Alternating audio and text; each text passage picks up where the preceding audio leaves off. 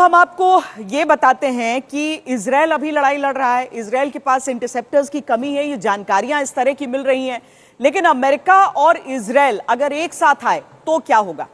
America plus Israel अगर होता है वर्सेस ईरान, तो सैनिकों की संख्या के हिसाब से आप देख सकते हैं तुलना। वैसे तो इजरायल की सैनिकों की संख्या ईरान से कम है, लेकिन अगर अमेरिका और इजरायल की संयुक्त संख्या को हम देख लें तो 15 लाख और ईरान के 6 लाख उस समय हो जाते हैं। रिजर्व सैनिक के हिसाब से भी अगर आप देखिए तो 13 लाख अमेरिका और इजरायल के कुल मिलाकर हो जाते हैं। और ईरान की तस्वीर अगर आप देखेंगे तो रिजर्व सैनिकों की संख्या 3.5 लाख हो जाती है।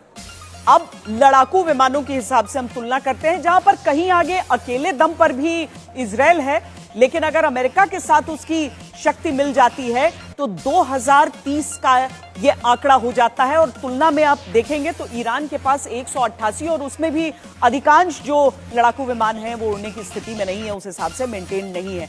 अटैक हेलीकॉप्टर्स को आप देखिए, यानी फाइटर जेट्स के बाद अब अटैक हेलीकॉप्टर्स, जहां पर अमेरिका और इजरायल की जो संयुक्त ताकत है वो 1050 हो जाती है और ईरान की रह जाती है 13।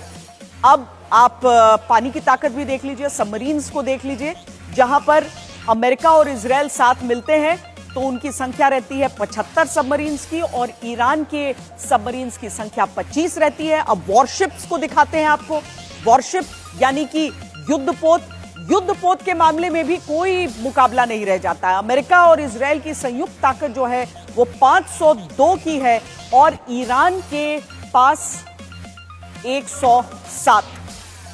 मिसाइलों की संख्या का खुलासा वैसे नहीं है, लेकिन आमतौर पर मतलब अगर अमेरिका और इजरायल की संयुक्त संख्या को भी आप ले लेते हैं तो कुछ आंकड़ा मोटे तौर पर नहीं बताया जा सकता है। लेकिन ईरान के पास ये एक आकलन है कि 2000 से 3000 मिसाइलें हो सकती हैं। ड्रोन ताकत भी हवाई ताकत में इजाफा करता है। अमेरिका इजरायल की जो संयुक्त ड्रोन ताकत है वो 14,015 और ईरान की जो ड्रोन की ताकत है वो 1000 के करीब है। तो अगर अमेरिका इस लड़ाई में इजरायल के साथ खुले तौर पर आ जाता है तो तस्वीर कुछ ऐसी नजर आएगी।